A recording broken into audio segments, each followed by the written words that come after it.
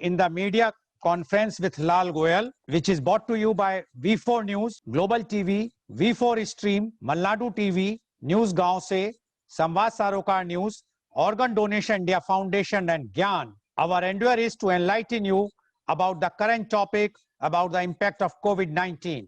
And today our topic is a very serious topic, revival of Indian economy. The ultimate source in economic development is people. It's people, not capital or raw materials, that develop an economy. We do not have to sacrifice a strong economy for a healthy environment.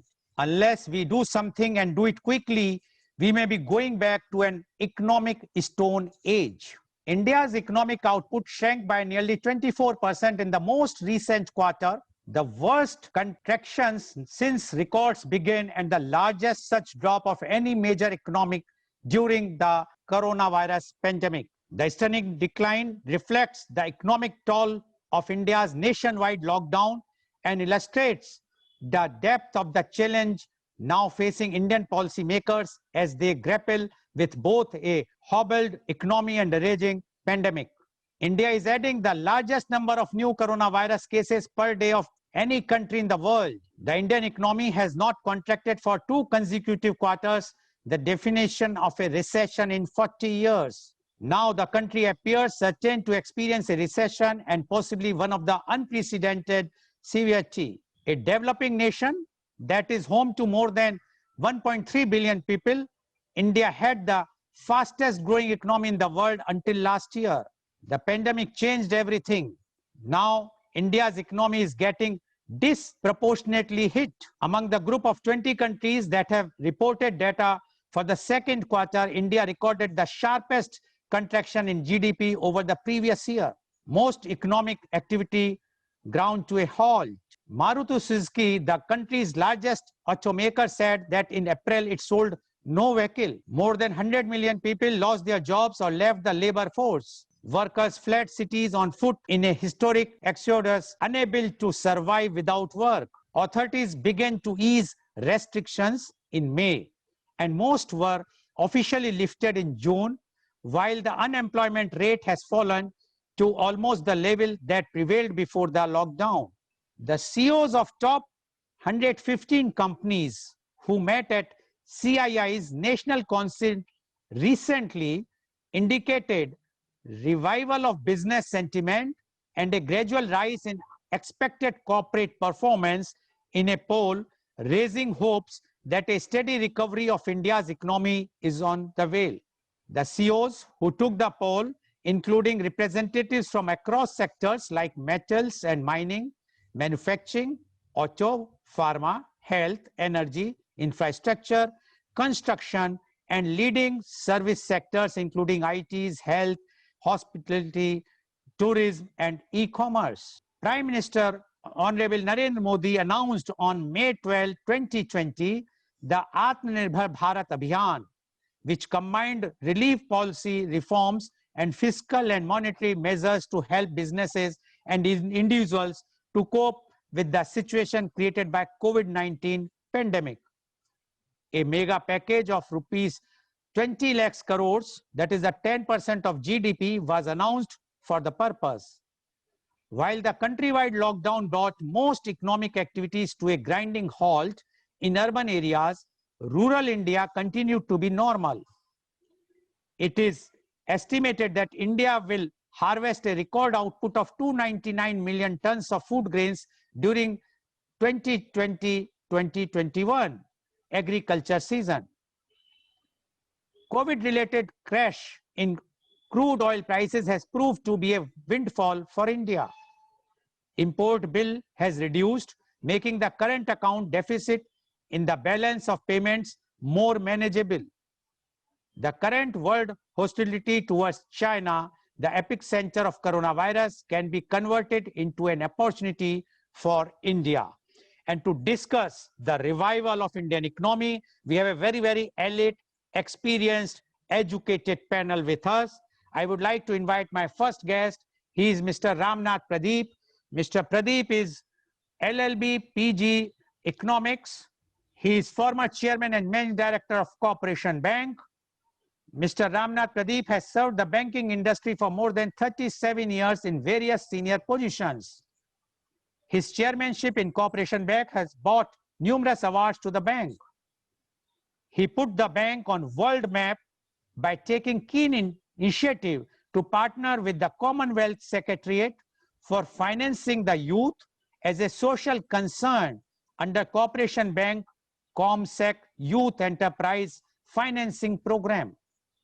He has also served as Executive Director of Central Bank of India and was also appointed as Chief Vigilance Officer in State Bank of India and Bank of India. In addition, he had also been associated as the chairman of Corp Bank Securities Limited, Cent Bank Home Limited, Cent Bank Securities Limited, and member of Board of Central Bank of India and ILFS, beside other companies in the area of finance, information, technology, Rolta Group, retail chain, Wadia Group, and Being Human, credit rating advisory services, etc. Currently, he is a chairman of Messrs. CRAS, CRAAS Capital Advisors, Messrs. Credit Rating and Risk Advisory Services Private Limited. He is a co-author of book Financial Inclusion, Viable Opportunity in Urban India. Welcome, Mr. Ramnath Pradeep, to our show. Mr. Pradeep, you have seen the report which I have read was both sides. One was the condition of the GDP, and the other side is the recent meeting of the 115 CEOs of the companies under the CII banner. And they are very much optimistic that now the Indian economy is on the revival. So we would like to know the revival of Indian economy. Mr. Ramnath Pradeep, please. Thank you, Goel Saab. Good morning to all of you, all my panelists, guests. Mr. Goel, you have already explained how the contraction has taken place, how the GDP has fallen down, how the Indian situation and COVID has been handled, how it has been handled. And you also explained that how it is going to shape up the now economy in the coming future, and what are the steps having been taken by the government of India, as well as the various sector of the society, maybe industries, maybe RBI, maybe other institutional mechanism which is already in place. You already explained in very detail. My take on this economy is I would like to take back to you somewhere in the month of January and February, when we were talking about Indian economy, GDP to be around the 5 trillion economy, GDP by 24, 25. That is what we were talking about. And I'm still optimistic that we will be able to achieve 5 trillion economy, GDP economy by 2024, 25. Why I'm saying is because the worst part is over. See, we have already seen the worst part. What has happened is all the standards, not only in India, throughout the world, all the activities came when the lockdown was declared. India was one of them, became little late, but it was still very timely, and because of that we were able to contain in various areas, particularly the spread of the coronavirus, which was already going on. So that was a contain. Now the next step what was required was that how the India or the government of India can address those issues which are facing the problem, where the GDP has gone down by almost 23%, 24%. That is what has been, and which was alarming. We have never seen such type of situation. Now the today's situation is that because during that period was taken till June, so naturally from April, March to June was a quarter which was really very bad. None of the activities was carried out. It was total shutdown. So naturally the GDP growth, which was minus 23%, 24%, was correctly assessed. Thereafter, what steps have been taken by the government of India, and as well as the other state government has taken a lot of steps, particularly Atmanirbhar Bharat, which was a theme announced by the Honorable Prime Minister, and later on for 5 days it was carried out by the Honorable Finance Minister. So based upon that, what are the theme of that? Whether that theme is being carried out today, and whether what is the status of those implementation. Let us take one by one. First was to address the issue of agriculturist. Agriculture economy, in during this particular period, agriculture economy was the only economy which has performed positively, not negatively. Rest of the the industry, rest of the other sector has performed negatively. Agriculture was the only sector which has performed positively and given the positive result as of today, resulting into there was no shortage of food, there was no shortage of supply of essential services, there was no shortage of supply of medical facility which was there. On the contrary, it has aided back little more. So agriculture was one of the area which has substantially contributed, and still it is in positive growth. As of today, the Kharif fasal which is now being sown, and as per the estimated data, it is 104% of last year. So there is absolutely a positive growth, much more positive growth in agriculture side.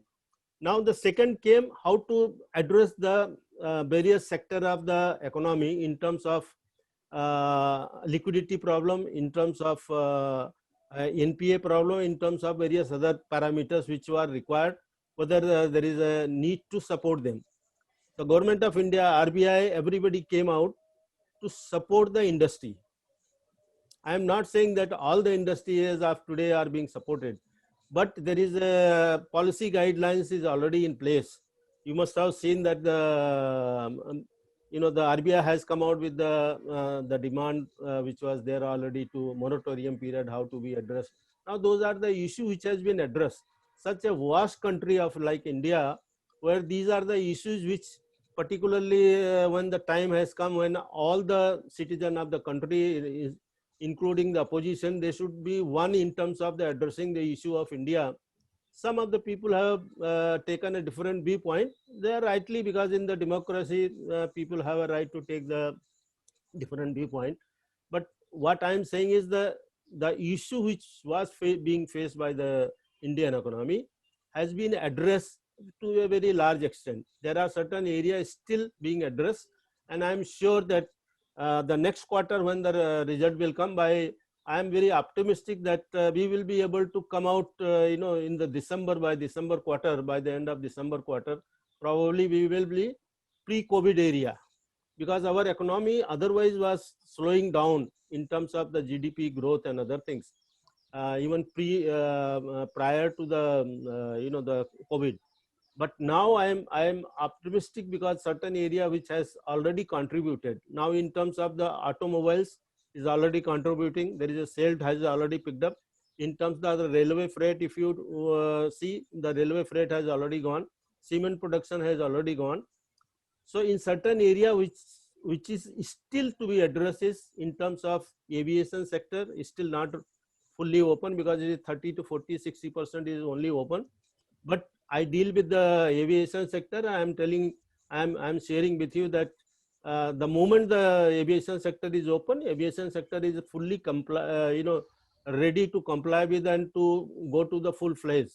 So this is one area. Second area is still now it is being opening is your hospitality sector, which is a hotel, other sector, restaurant, which is also being now open. And you have seen this during this 2 to 3 months period. Whatever the sector has been open, those sectors have performed very well. They have picked up very well. So there is absolutely, the people have a view that there is a cash shortages or cash problem.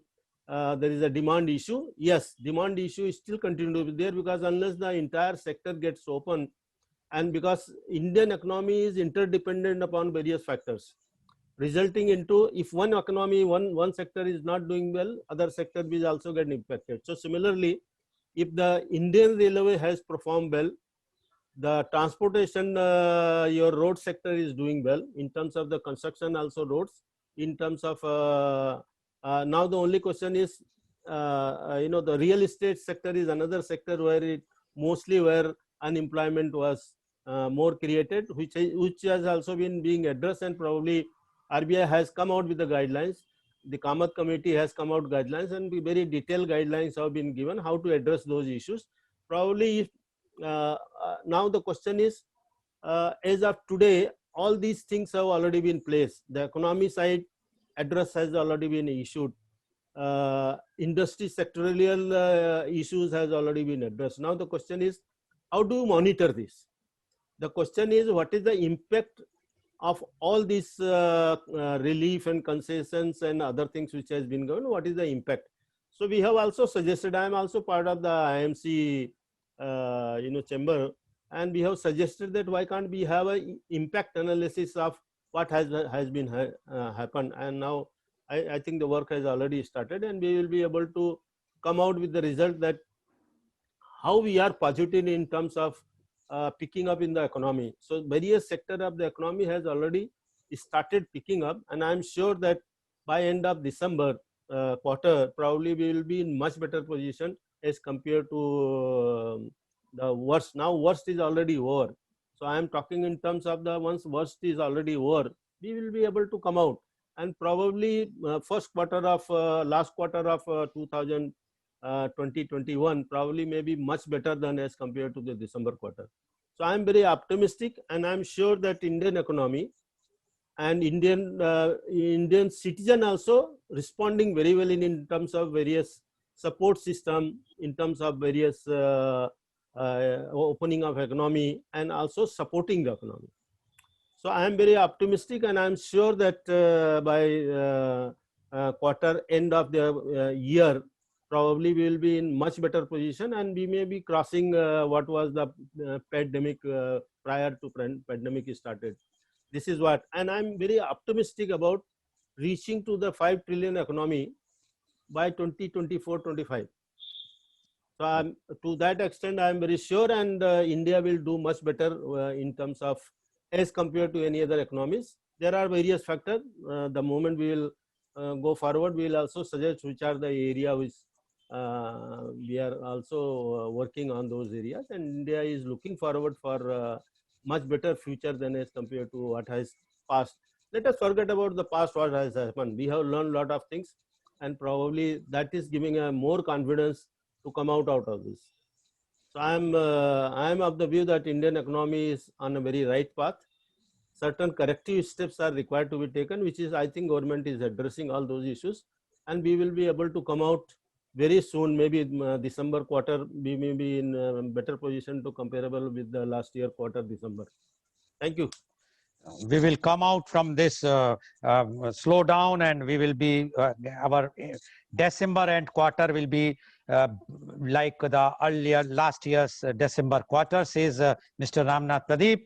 And Mr. Ramnath Pradeep says that he is very optimistic, and he says that he believes that the 5 trillion economy, Indian economy, which was told by our Honorable Prime Minister to achieve by 2024-25.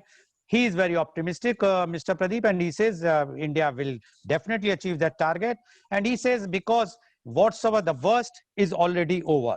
And once the worst is over, then according to him, now the situation is only for that we have to improve. And the improvement has already started. And he has given the example of the agriculture sector. He says the agriculture sector was doing well even during the COVID era, but now it is on a very right path. So there is no problem as far as the agriculture sector is concerned.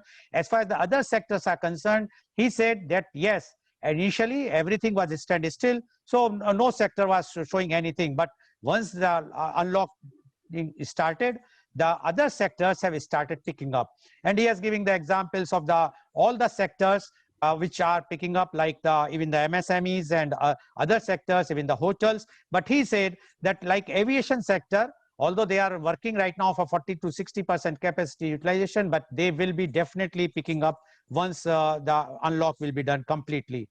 And he says that India has shown that because of the government's support and the public support, that we can achieve the targets. Even he says that it might be that by December end quarter, we may be pre-COVID era's position as far as the GDP is concerned. So he's very, very optimistic, and he believes that Indian economy is on the revival. There is no doubt about it. And he says that if everything will go like this, then India will show that India is going to be the leader as far as the GDP is concerned, or the fast growing is concerned. Thank you very much, Mr. Ramnath Pradeep, for giving your such a positive views. I'm sure the viewers will be very, very happy, because to know that India is going to have achieved the same thing what they were. Now, I would like to ask Mr. Pradeep. Mr. Pradeep, first demonetization, then GST, now COVID. According to you, they all are roadblocks or laying a strong foundation for Indian economy? Goel Sahab, Please switch on your video, please. Yeah. See, we have gone through all these processes. Demonetization we have seen, we have come out, we got stabilized now. So today we can't say that that impact of the demonetization continue to be there. GST side, GST also has a disruption for some time, but as of today, GST is also got stabilized. As of today, we are not able to, because the demand side is yet to be picked up. So there is still a gap in GST collection. But in spite of that, we have reached to the level of about 88% of collection what was targeted earlier. So we are on the, according to me, we are on the right side. Pandemic, yes, pandemic has given a lot of disruptive, but at the same time given now the opportunity for Indian industry, Indian businessmen, Indian businesses to come out of this, the problem of demand side as well as investment opportunity. Now everybody is looking for a government support. What government has done it in terms of the allowing all the barriers earlier which was there, those barriers have already been removed. Now the foreign investment is being permitted. FDI has already started investing in India. So those things are very positive sign of investment climate which required within the India is coming up. China is another area where a lot of industry of the China where they want to shift to one of our honorable panelists has already suggested that there is a need to remodel certain areas for the purpose of investment. So the confidence level, if it goes little more, probably India will be preferred destination for the purpose of investment. So for the foreign investment is concerned, and therefore as compared to the China, probably India will be much preferred destination for investment project, which is now being addressed in terms of various concessions being allowed, in terms of various easing of the business is being allowed. There are already all state government has been directed to reserve certain lands. If some big industries or some investment is likely to come, there is already availability of the land is made available. If somebody is interested to put up an industry, land is available, all other infrastructure is available. Somebody else was talking about, Mr. Saxena was talking about banking scenario. Let me tell you, I am very confident about the banking support in terms of NPA is going to come, because the industry is not doing well. Industry was not doing well. NPA is one of the area. But if you see during this pandemic period, in the services sector, banking sector was one services which was never disturbed. 24/7 services available. Not a single complaint has come about non-availability of the currency notes, withdrawal of the cash shortages. All these things were not reported. So I find that present banking system, Indian banking system, is very, very robust and strong, and it is ready to support given the environment as of today, because the capital constraint is continue to be there with the Indian bank. But I am very sure the Indian government is making a provision to the extent as and when required. The banking system will never fail in India. This is 100% sure. And because of this, there is a confidence level that why the industry should not get support. As of today, if India industry was not doing well in terms of the pandemic, the people were not available. Now the people started coming back. A lot of people have come back. The labor problem, which was earlier noticed, about 26% was the unemployment, which has come down now as of today. Though this continue to be the issue being addressed, but to that extent it has come down. So now there are only supply chain is one of the area which is required to be addressed, and the demand side is required to be addressed. I think when we are on the right path, the banking system is ready to support all your MSME issues which were pending for the long time. All the MSME issues has been addressed by the government and also by Reserve Bank of India and also by the banking sector as a whole. So whenever the issue has come up and rightly pointed out, rightly addressed, banking system, banking sector has supported all those initiative of the, whether it is by Reserve Bank, whether it is Government of India. So I am not very worried about NPA side. People are talking about NPA is going to be a problem. I am not worried. I have seen the NPA 31% in when the the reform is started, the economic reform is started in 1991. I was at that time also in banking sector, so I know my bank was having almost 30% NPA. We never felt it frightened that because of 30% we are going to banking system is going to be closed down or something like that. But I don't know. As of today, the people are talking about with 7 to 8% NPA level, it is going to create a problem. But I am absolutely not in agreement with that. Our banking system is very, very robust. Okay. Our system is very robust. Okay. And we feel that given the opportunity and given the situation, we are all ready to support the industry in terms of restructuring, in terms of the further financing. So banking system has not suffered that much as it was expected. Probably banking system may also suffer. Okay. And although you have made very positive points, I have 2 points to just add or to tell you about the GST. If everything is so good, why the central government is not clearing the dues of state governments, which they are crying every day? That is one. We are not discussing today, but I'm just making a point. No, I want to make it. As of today, the GST collection has reached to the level of about 88%. It has already reached to it, but at the same time, the borrowing has been permitted. The government has permitted the state to borrow. No, see, to the extent of shortfall. Mr. Pradeep, I agree with you. You are a banker. For you, the borrowing is an easy thing, but I don't think that was decided when this GST Council was made. But that is a different topic. We will definitely discuss. Yeah. Second point you have made about the banking sector. I have done so many media conferences, and the grievance of the industrialist or MSME sector is, yes, government is ready to help. Government has sanctioned everything, but the branch level, the bank, the branch managers or the officers, they are not ready to issue the loans to the new MSMEs or those MSMEs who are in difficulty. They are only giving the loans those who are in a comfortable position, who have good credit rating, not to those who are suffering. That is one point. Second point you have mentioned about the NPA. Yes, at that time in 31, as you said that 91 at about 31% was the NPA, you are not worried. Yes, because at that time the media was not strong. Today, even if somebody run away, the media has to be there, vigilant is there. So now we are, not me, I am saying the media is also doing the trial. So that's why everybody is worried. And one of the reason I gave the reply to one of the industrialists when he raised the point about that why the managers are not releasing the fund. My reply was very simple, because nobody wants to go behind the bar.